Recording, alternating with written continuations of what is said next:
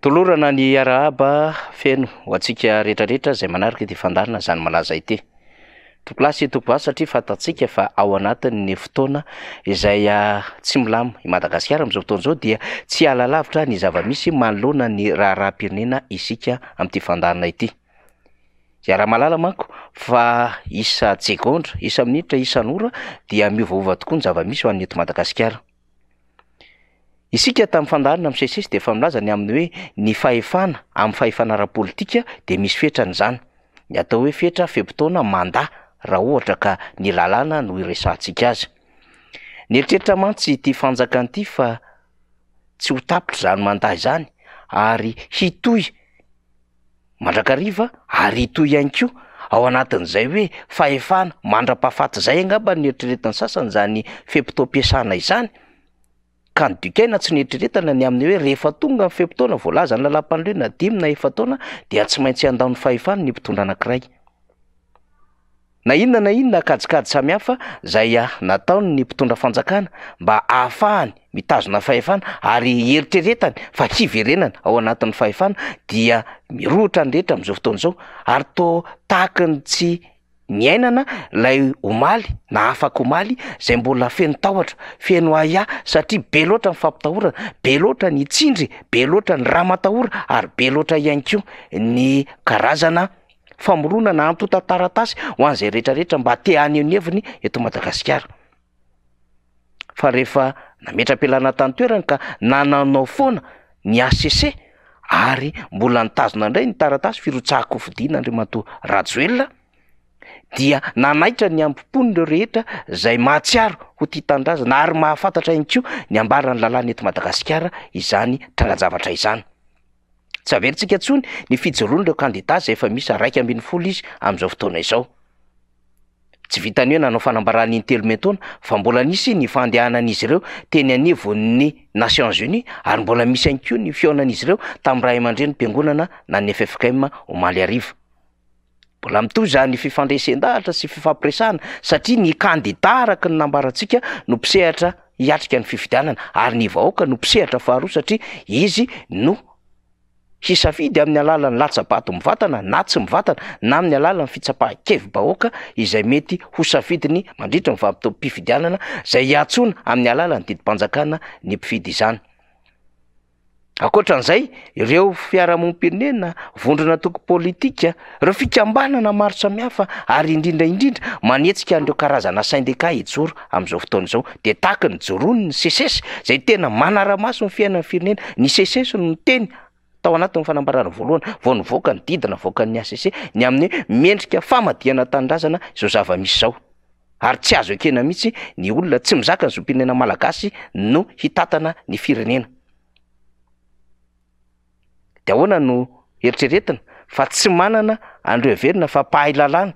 na mpampianatra lalàna na mpandinika momba ny fiainam-pirenena ka mifototra amin'ny lalàna reny fikambanana sy antoko politika ireny ka mety ho diso daholo ny zavatra ambarana raha ny eno ny fanazavana ny entiny teo anivo fitsarana avy momba ny lalam-pandrenena ny amin'ny hoe aza lotoina ny androm-panjakana momba ny didy izay navoakanay ka nambaran'ireo tamin'izany ny amin'ny fiarovan-tena momba ny fanomezana certificat de nationalité ary nakatoaviny teo anivo ny fitsarana avy momba ny lalam-pandrenena sy ny amin'ny hoe ara-dalàna ny famindram-pahefana izay natao teo anivon'ny gouvernemanta rehefa nandahy izany ny filohan'ny antenimieran-doholona etonitsika dia mbola mikaroka hatrany ny amin'ny hoe inona no antom-pandavana satria tsy maintsy misy antony ny fandavana dia tokony ampiarahana tamin'ny adihevitra izany satria ao anatin'ny constitution dia tsy miresaka mihitsy ny amin'ny hoe raha toa ka mandat tsy izay ny ambarany fa raha toa ka mametra-pialana na raha toa ihany koa ka mandray anjara ny fifidianana na mety ho misy fanonganana an'izany filohan'ny antemeran-doholona izany dia izay vao miatra ny andininy afaka hanomezana andraikitra an'izay tokony amin'ny andraikitra. Raha gouvernemanta zany resana amin'izao fotoana izao dia gouvernemanta efa ntsarainy ny mpanao lalàna izany gouvernemanta izany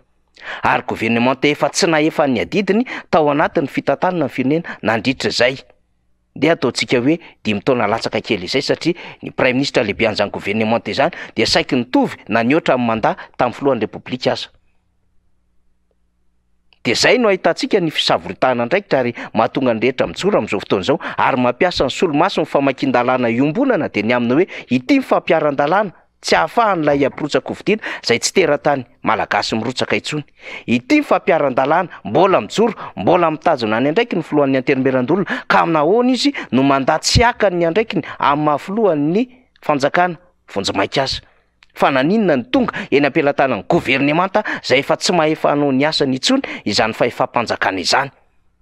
De zay tokoa ve lay nambara Ngarajoelina fa stratégie izy, mahay stratégie politique ka na manitsaka lalàna aza na hita zao aza fa mamarina kadin'ny firenena de ny tanterahany satria tsy nieritreritry olona io fa azo ny atao daholo zao rehetrarehetra zao tahaka ny nandika ny lalàna fametrahana gouverneur, tahaka ny nandika ny lalàna momba zany neutralité politique de l'administration zany, tahaka ny nanitsahany lalàna momba ny séparation de pouvoir, tahaka ny nanitsahany lalàna ny amin'ny fanatanterahana fifidianana antenimieran-dolona sy ny sisa de nieritreritra fa hanaradavahana ho eto azy fa atahotra tsy sahijoro ny malagasy kinanjo tsy napozin'izy ireo zavatra misy amin'izao fotoana izao fa dia mijoro maneho firaisan-kina ary sesilany toto afo ny fanambarana vamivondrona sy fikambanana maro samihafa ankehitriny. De korakora mitady tsy avitra ny Andry Rajoelina ireo diplôma pisolelahana marobe izay nanantona azy ary nitehaka tamin'ny merci président satria maro amin'ireo solomavom-bahoaka sy ireo mpanaradia azy no manakombombava ankehitriny.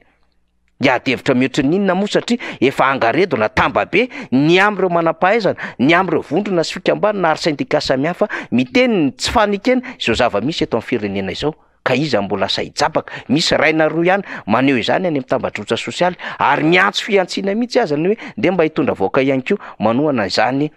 Ngarajoelina izany. De iza mivahoaka malagasy no mbola ho voarebireby tahaka ny fandrebirebena varitsindro sy tosika afameno, ny fandrebirebena spectacle na ny fandrebirebena tombola na ihany koa fandrebirebena amin'ny alalan'ny fisarihana trano sy building etsero kanefa efa malala mivahoaka malagasy fa tsy malagasy tsony Ngarajoelina. Iza mbola sa hiaro olona tsy malagasy hitatana ny firenena ary iza mbola sa hijoro ny amin'ny olona efa nandritsakitsaka ny vemberina no mbola andeha ho arovana eny an-dalambe. Na izany na tsy zany dia re ihany koa ny fivondronana samihafa hoentin'ireo solomavom-bahoaka zay te hiteny, te hijoro, te hanapa-kevitra ihany koa amin'izao zava-misy eto amin'ny firenena izao. Izy ireo zay efa nitsara ny gouvernement io tamin'ny alalan'ny fitsim-pahapitokisana ny 7 Desambra 2024. Zoro ihany koa ireo vondron'olona maro samihafa any amin'ny faritra ary misesy ny fanambarana tahaka n'izay efa nataony tamin'ny Mahajanga. Miomana izany ny faritra maro samihafa ary efa misy ny fiantsona ireo vondrona politika sy fikambanana ihany koa indrindra moa efa tonga hatrany amin'ny andromaso FFKM ny fijoroana amin'izao fotoana izao. Zay le hoe ny herim-bahoaka tsy haitoaina rehefa tonga anatin'izay firaisan-kina zay ka tonga ihany koa ao anatin'ny fotoana ny fahatapa-kevitra ka tsy mandraitra tsony ny fampitahorana, tsy mandraitra tsony raha matahorany basy sy ny lacrymogène rehefa hijoro ao anatin'ny hoe ny mitabe tsy lany mamba izany ny vahoaka malagasy. Mananantsika amin'ny fandarana ny hiran'ny tolona mitsangana ry tanora zany zava-misy zany malaza makasitraka tokola makatelina tokovavy.